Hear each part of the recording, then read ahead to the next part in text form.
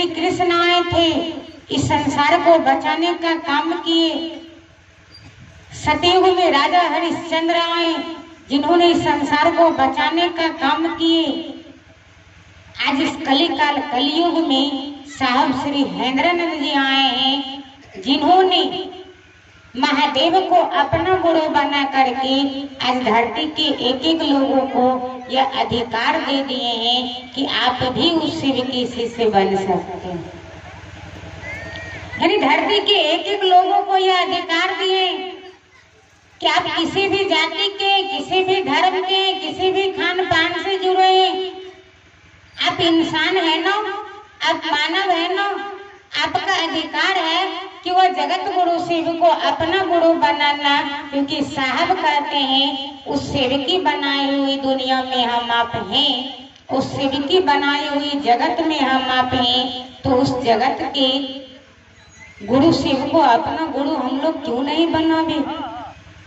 आज साहब इस बात को हमको आपको समझा रहे हैं कि उस शिव से एक रिश्ता बना लीजिए।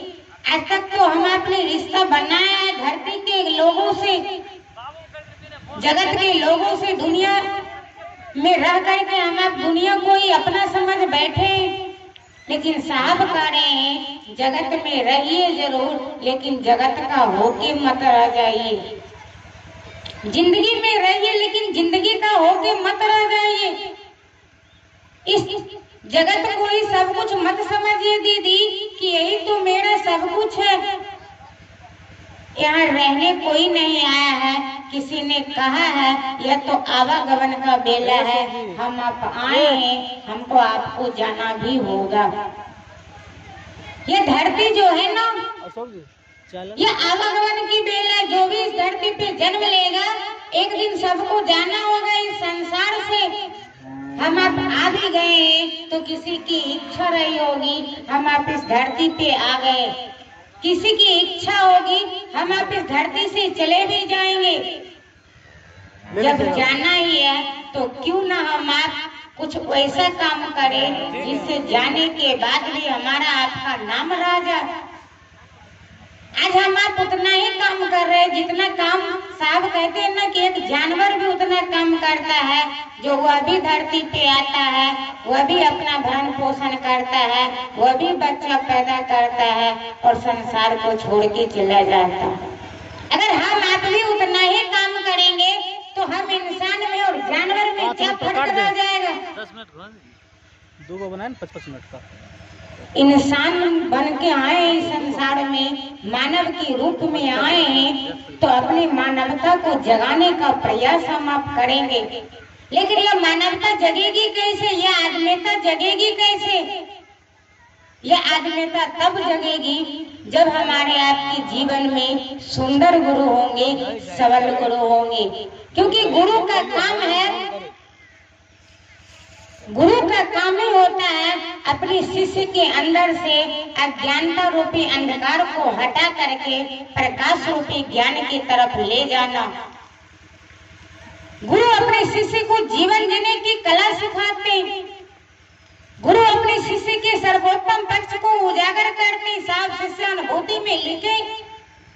लेकिन वह सर्वोत्तम पक्ष को उजागर तब न करेंगे जब हम आप अपने आप को समझेंगे कि हमारा आपका सबसे उत्तम पक्ष है क्या। हमारा आपका सबसे उत्तम पक्ष है कि हम आप कहां से आए हैं, जाना कहां को है, इस बात को समझ लीजिए। अपने सबसे उत्तम पक्ष को जानिए कि हम कौन हैं, कहां से आए हैं, जाना कहां है। जिस दिन इस बात को हम लोग समझ लेंगे, यह हाय खत्म हो जाएगी हमारे आपके जीवन से। साहब कहते हैं लोग कि हम आप कहीं जाते हैं तो कितना सामान लेके जाते हैं। अगर 1-2 दिन के लिए कहीं रिश्तेदारी में जाते हैं तो 2-4 कपड़ा लेके जाते हैं, क्योंकि मन समझता वहां रहना नहीं है, फिर वापस आ जाना। 2-4 सेट कपड़ा रख लेते हैं और फिर हम आप चले जाते हैं क्योंकि मन समझता यहाँ आए हैं तो फिर जाना होगा। हे दीदी, इस संसार में आ गए हैं, इस संसार से भी हमको आपको जाना होगा। साहब कहे थे ना अंतिम संगोष्ठियों में कि अब संगोष्ठी आपको करना होगा, अब महादेव का काम आपको करना होगा। मैं अपना भार सारे शिव शिष्यों के कंधे पर देके जा रहा हूँ, क्योंकि साहब जिस काम को शुरू किए, साहब इस बात को भी कहते थे हमेशा कि पास आइए कि हम नहीं आएंगे बार बार। क्यों साहब कहते थे? क्यों साहब कहते थे कि मेरे बाद कौन चाहेगा कि आप शिव का शिष्य बनिए? क्यों साहब कहते थे कि जब मैं चला जाऊंगा तब आपकी बुद्धि खुलेगी और तब आप रोएंगे, पछताएंगे। लेकिन कहा गया है कि अब पछतात होत क्या जब चिड़िया चुग गई खेत। साहब कहते थे कि मेरे बाद कौन चाहेगा कि आप शिव के शिष्य बनिए। हे संसार में तो अब हम आप लोगों को पकड़ के बैठ जाते हैं कि यही तो मेरा सब कुछ है, फलाना गुरु भाई आदेश देंगे, फलाना गुरु बहन आदेश देंगे, तब न महादेव का काम करेंगे। साहब कोई गलत नहीं कह रहे थे कि कौन चाहेगा मेरे बाद कि आप शिव की शिष्य बनिए। हे माध्यम को पकड़िए, लेकिन माध्यम को ही सब कुछ मत समझ बैठिए। सूत्र मिला हमको आपको करने के लिए, सूत्र को ही पकड़ के नहीं बैठना है। साहब कहते थे कि मैं हूँ सजने मेल का पत्थर, अंक पढ़ो चुपचाप पढ़ारो, मत आरोपो अपनेपन को, मत मुझ पे देवत उतारो।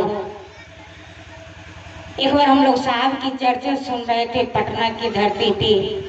साहब कहे थे कि कोई जला हुआ दीपक, कोई जला हुआ एक दीपक हजारों दीपक को जला देता है, लेकिन कोई जला हुआ दीपक हवा के झोंका में बुझ जाता है। क्यों? एक दीपक है जो जला हुआ है, वह हजारों दीपक को जला देता है गुरु भाई बहन, लेकिन कोई जला हुआ दीपक है जो बुझ जाता है एक छोटी सी हवा के झोंका में। साहब कहते हैं कि पकड़ना था सूत्र को, पकड़ना था शिव को, पकड़ लिए सूत्र को। पकड़ना हमको आपको महादेव